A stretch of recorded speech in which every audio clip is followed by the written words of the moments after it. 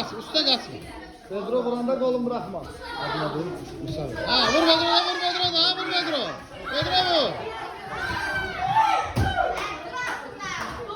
Kes arasına, kes arasına. Arkasından kes, arkasından kes.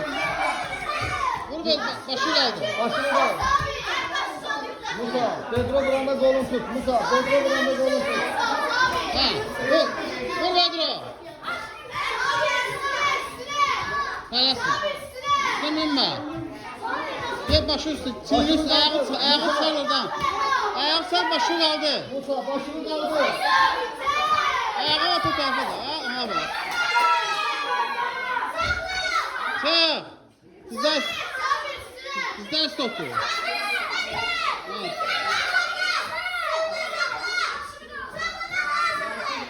Tut, ağız et, çık. Dizler stopu, dizler stopu. Aztek dizler stopu, dizler stopu. Dizler stopu kal, hala vururam.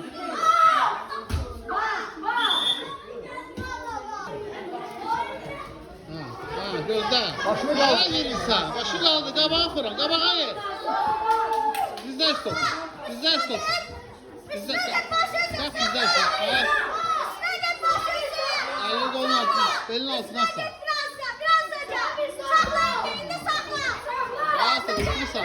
Dizler stopu da. Dizler stopu. Ha dizler stopu da. Qalx dizler stopu. Hala vurursan da var. Qalx dizler stopu. Qalx dizler üstə. Ha dizler stopu da. Musa, Musa. Hayır.